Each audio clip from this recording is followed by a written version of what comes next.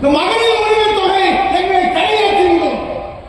மாவனை உங்களுக்கு வெடி வைக்கிறதே மகளிர் உரிமை தொகை நண்பர். ஏன் தெரியுமா? எதிர்கட்சி தலைவராக இருக்கும்போது தாய்மார்களே, எங்களை வாழ வைப்பவர்களே, எங்களுக்கு தெய்வமாக இருப்பவர்களே, நாங்கள் வந்தால் உங்கள் எல்லாருக்கும் ஆயிரம் தந்து எங்க அண்ணன் எடப்பாடியில் 1500 தரேன்னாரு. நீங்க காலில் வாங்க. இப்ப என்ன சொல்றோம்?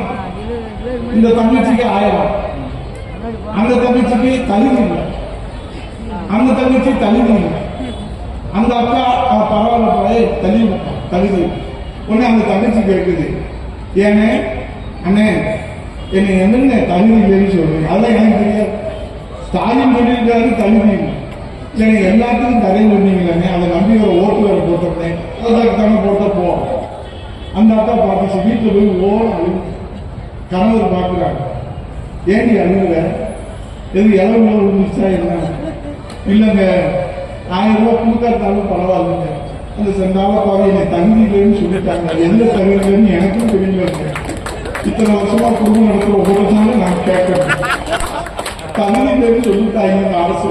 அவன் யோசிக்கிறேன், அரசே தகுதி இல்லைன்னு சொன்ன பொண்டாட்டி வச்சா நம்ம இத்தனை காலம் அவனுக்கு சந்தேகம் வரும்.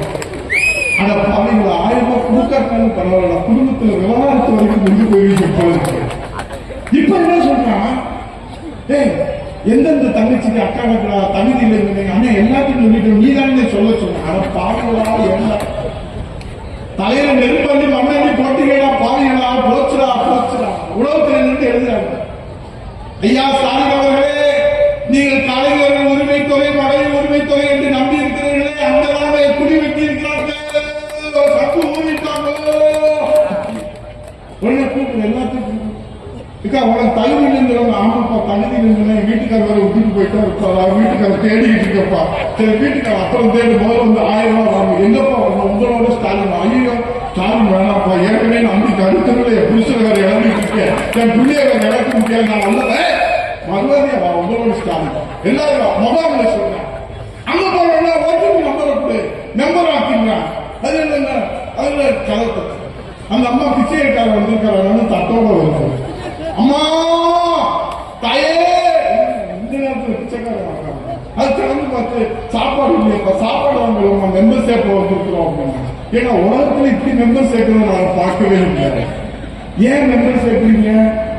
30% நீங்க மெம்பர் சேர்க்கவில்லை என்று சொன்னால் உங்கள் மாவட்ட செயலாளர் பதவி பறிக்கப்படும் என்று இந்த நாட்டுடைய முதலமைச்சர் உத்தரவு போடுகிறார் என்று சொன்னார். மாவனை மாட்டிக்கிறேன். ஏன்னா அண்டா கலைஞ்சிருச்சு, இனி குண்டாவில் ஒண்ணு இல்லை.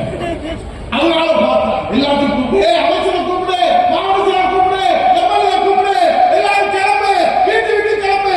நானும் கிளம்புறேன், போறேன், பார்க்கிறேன். 30% வாக்காளர்களை நான் உரிமையாளர். இவன் பார்த்தா ஏற்கனவே தகுதி இல்லைன்னு சொல்லி விளக்க மாட்டோட இருக்கிறாங்க. இப்ப வேற நம்ம போனா என்ன ஆகணும் ஏதாகணும்? உங்களோட சாதனை வேண்டாம், ஒன்னு வாங்க வேண்டாம், எதுவும் வேண்டாம். எங்களை ஆள விட்டா போதும் சாமி, நீ போனா போதும், எங்களுக்கு அதுவே போதும் சாமி. எல்லா கோயிலும் நான் பொங்கல் வச்சுட்டு இருக்கிறேன். இந்த ஸ்டாலின் என்னைக்கு வீட்டுக்கு போவான், புரட்சித்தலைவர் ஐயா எடப்பாடியார் மீண்டும் என்னைக்கு கோட்டைக்கு வருவார் என்று இன்னைக்கு கோயில பொங்கல் வச்சிருக்கிறேன். உடனே ரிப்போர்ட் கேட்கிறேன் முதலமைச்சர், நாமக்கல் மாவட்டத்தில் எவ்வளவு பேர் சேர்த்திருக்கிறீங்க? ஐயா நாமக்கல் தொகுதியில குமாரபாளையம் தொகுதியில 2,50,000 வாக்காளர். Very good. புள்ளியோர் எங்க கையில் இருக்கு.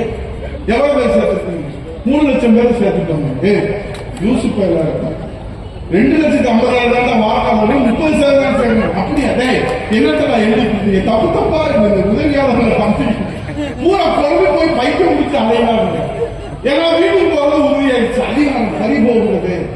கருணாநிதி குடும்பத்திலிருந்து அதிகாரம் பறி போகிறது.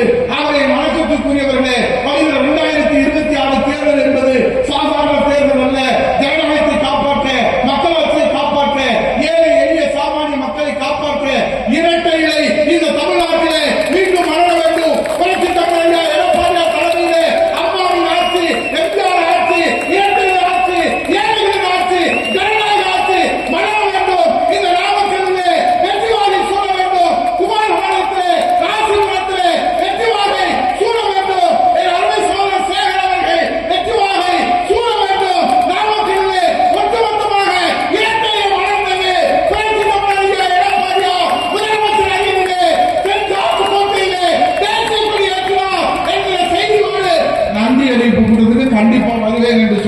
கார்த்திக்